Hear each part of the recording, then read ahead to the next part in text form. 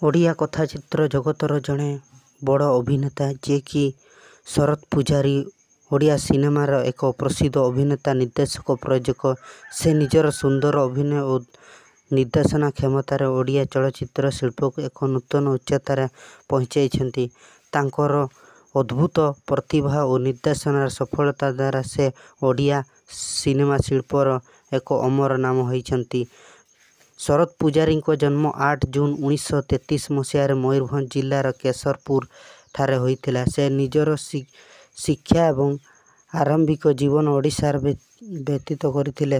ଶରତ ପୂଜାରୀ 1963 ମସିହା ଶ୍ରୀ ଲୋକନାଥ ଫିଲ୍ମରେ ତାଙ୍କର ଅଭିନୟ ଯାତ୍ରା ଆରମ୍ଭ କରିଥିଲେ। ସେ ଆହୁରି ଅନେକ ସଫଳ ଓ ଲୋକପ୍ରିୟ ଫିଲ୍ମରେ ଅଭିନୟ କରିଥିଲେ, ଯାହା ତାଙ୍କର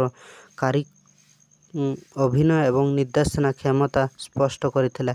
ସେ ଅମଳା ଏବଂ ଘରେ ବାହୁଦା ଭଳି ଫିଲ୍ମରେ ତାଙ୍କର ଅଭିନୟ ଦର୍ଶକଙ୍କ ଦ୍ୱାରା ହୃଦୟରେ ସ୍ଥାନ ରଖିଥିଲା। ତାଙ୍କର ନିର୍ଦ୍ଦେଶନା ଅଭିନୟ ସହିତ ସେ ନିର୍ଦ୍ଦେଶନାରେ ମଧ୍ୟ ଅନେକ ସଫଳ ଫିଲ୍ମର ନିର୍ଦ୍ଦେଶନା କରିଥିଲେ।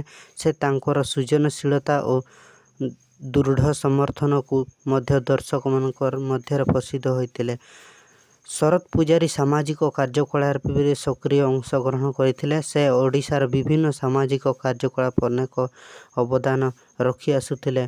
ସେ ତାଙ୍କର ଅଭିନୟ ଓ ନିର୍ଦ୍ଦେଶନା ସଫଳତା ପାଇଁ ଅନେକ ପୁରସ୍କାର ଏବଂ ଜୟଦେବ ସମ୍ମାନ ସହିତ ଓଡ଼ିଶା ଜାତୀୟ ସିନେମା ଶିଳ୍ପ ପାଇଁ ତାଙ୍କୁ ପୁରସ୍କୃତ କରାଯାଇଥିଲା। ଶରତ ପୂଜାରୀ ଓଡ଼ିଆ ସିନେମାର ଜଣେ ପ୍ରତିଭାଶାଳୀ ଅଭିନେତା ଏବଂ ନିର୍ଦ୍ଦେଶକ। ସେ ନିଜର ସୁନ୍ଦର ଅଭିନୟ ଓ ନିର୍ଦ୍ଦେଶନା ଦ୍ୱାରା ଦର୍ଶକମାନଙ୍କର ହୃଦୟରେ ଗଭୀର ଚିହ୍ନ ରଖିଛନ୍ତି।